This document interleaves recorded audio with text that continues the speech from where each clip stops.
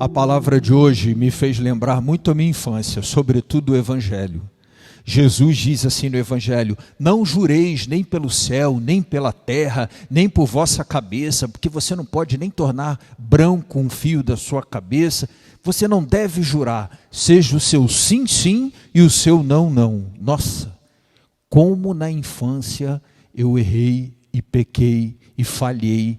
Depois até um pouco na adolescência, porque a gente diz assim: não, pai, eu juro que eu nunca mais vou fazer isso.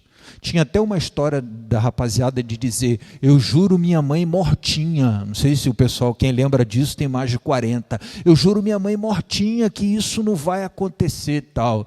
Eu lembro que quando minha mãe estava por perto, e meu pai dizia assim: pai, eu juro minha mãe mortinha. Ela dizia: eu não.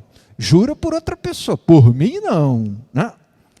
Porque com muita facilidade a gente oferecia essa jura ou esse juramento sem garantias de que eu seria capaz de cumprir ou seríamos capazes de cumprir a nossa parte, né? Por que não se jura nada a Deus? Porque Ele conhece o nosso coração. Quando você diz que vai ou não vai fazer alguma coisa, que promete ou não promete fazer alguma coisa, não é que você não possa fazer uma aliança, um juramento, uma promessa. Mas quando a gente jura no intuito de talvez, né, se comprometer com o nosso Deus, com aquilo que de alguma forma lá no coração a gente tem dúvida se vai de fato cumprir, a gente assume diante de Deus um compromisso que a gente não está disposto a ir com Ele até o fim. O carioca tem um costume muito interessante, né? Porque os cariocas se encontram na rua. Ô fulano, como é que vai? Tudo bem? Tudo bem, tudo bem. Passa lá em casa para tomar um café? Não, vou sim.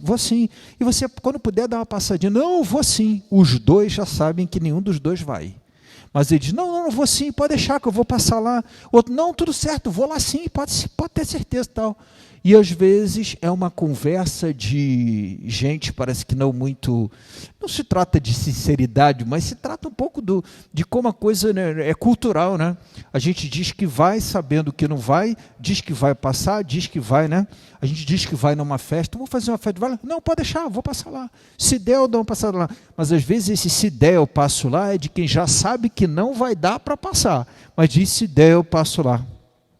Então a gente tem essa relação com algumas coisas que a gente promete, jura, cumpre, um pouco assim, frágeis. A palavra de hoje, Jesus pede de nós assim: seja o vosso sim, sim, e o vosso não, não. Eu lembro às vezes que a gente perguntava uma coisa ao aluno, e o aluno dizia assim: mais ou menos. Terrível.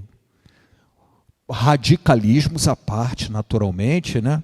O que Jesus está dizendo aqui é que a nossa palavra deve ser limpa, verdadeira. Sim, sim. Não, não.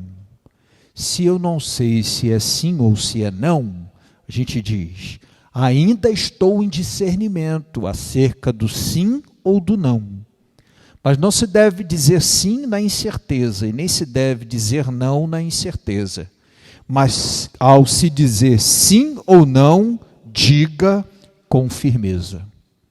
Não sei se fui claro aí, se todo mundo pôde acompanhar aí de casa, né?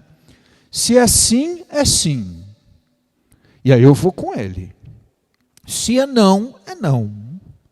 Se eu estou ainda em um processo de discernimento, de oração em torno do sim ou do não, diga: ainda estou discernindo. Ao chegar a algum posicionamento, se você precisa oferecer esse posicionamento, eu vou dizer se sim ou se não. Mas Jesus pede de nós um pouco essa firmeza, né? Eu lembro, por exemplo, de Santo Antônio, que era um grande pregador, né? Um homem da palavra, mas também da ação. A leitura que eu partilhei hoje com vocês, com os amigos, nos grupos da paróquia, falava exatamente dessas duas dimensões, as duas asas que conduziam o voo da história de Santo Antônio. Um homem com uma pregação com a força da palavra, mas quem garantia a força da palavra era a vida de Santo Antônio. Havia uma espécie de comunhão perfeita entre aquilo que ele pregava e aquilo que ele vivia. Um desafio para a gente, né? Que às vezes vive da palavra, que prega e transmite a palavra, e a todo tempo a nossa consciência está sempre chamando a atenção para uma possível distância entre o nosso sim, a palavra que a gente fala e prega, e talvez o não ou um meio sim com a vida que a gente vive e experimenta. E aí Jesus é bem firme, o nome disso é coerência, né? Ao dizer, seja o vosso sim, sim, e o vosso não, não. De alguma forma, Jesus está dizendo que o nosso sim deve ser pleno. Um sim de boca e um sim de vida. Um sim em palavra e um sim em ações. Um sim que nos abraça assim, nessa completude daquilo que somos. E tudo que eu estou dizendo, o ouvido mais perto da minha boca é o meu. Então é para mim também. Uma completude em ações e palavras, que é esse o convite do Evangelho de hoje. Quero chamar a atenção também na primeira leitura para algo interessante.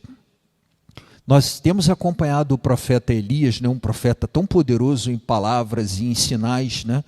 E claro, Elias e Santo Antônio, eu imediatamente fiz essa relação pelo fato de Santo Antônio ter sido tão eloquente em milagres e em sinais.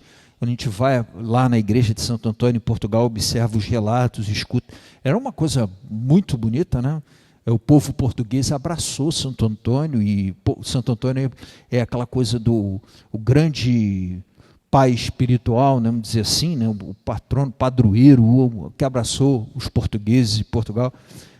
Eu vejo com muita clareza uma relação entre a história deste homem no Novo Testamento, né, pós-Novo Testamento, na história do cristianismo, melhor dizendo, e a história de Elias. Mas hoje está acontecendo uma coisa interessante no Evangelho. Depois da gente ver Elias na gruta, Elias vendo o Senhor passar, Elias experimentando a providência divina através da viúva de Sarepta, Elias em diversos momentos diante dos sacerdotes de Baal. Hoje a gente vê Elias passando à frente a profecia. Elias faz questão de ir até Eliseu e passar o manto para Eliseu. Eliseu entende naquele gesto de Elias que era para dizer sim, dar um sim, seja o vosso sim, sim, e ir com ele até o fim. Foi o que Eliseu fez. A única coisa que Eliseu pediu foi, olha, eu queria ir em casa despedir dos meus pais, o que mais tarde no Evangelho Jesus, até para alguém que disse isso, foi um pouco firme, mas Elias entendeu o pedido de Eliseu, e depois Eliseu foi em frente, e Elias fez questão de acompanhar essa transição. Tem muitas coisas bonitas aí nesse texto. Eu acho que bacana, por exemplo, é o fato de Eliseu, que era um homem já bem posicionado, deixar tudo. Diz o texto que Eliseu, na ocasião que Elias passou, estava ali tocando 12 juntas de boi, e que depois ele se desfez de tudo e fez uma grande festa de partida. Quando você faz uma festa com seus bois, você não vai voltar depois para continuar tocando os bois, né? Porque o boi foi para a barriga de todo mundo, né? Virou um grande churrasco, né? Feito por Eliseu, que ali se despedia daquela história para abraçar uma história nova, que me fez muito lembrar os discípulos que deixaram a barca e deixaram as redes para seguir Jesus. Eu penso que exista em torno dessa palavra, da liberdade de Eliseu que deixou tudo, da prontidão de Eliseu que disse, sim, eu vou. Ao mesmo tempo de Elias que foi conduzindo Eliseu, e num dado momento Eliseu continuou e Elias permaneceu, né? Elias foi arrebatado, segundo a Sagrada Escritura. Muita coisa bonita aí para a gente, né? No sentido de nosso sim, sim, nosso não, não, a força da palavra e a força da vida, esse encontro e o divórcio que não pode acontecer entre palavra e vida. Santo Antônio nos ensina, Elias nos ensina, profeta poderoso em palavras e em sinais, e aí a gente vê também a firmeza aí do sim de Eliseu. Vamos pedir ao Senhor que nos permita hoje um pouco rever nosso sim, os sim dados a Deus, e se o nosso sim é sim firme, é um sim mais ou menos, que não pode, mas o nosso sim precisa ser sim, e o nosso não precisa ser não. Vamos com alegria acompanhar então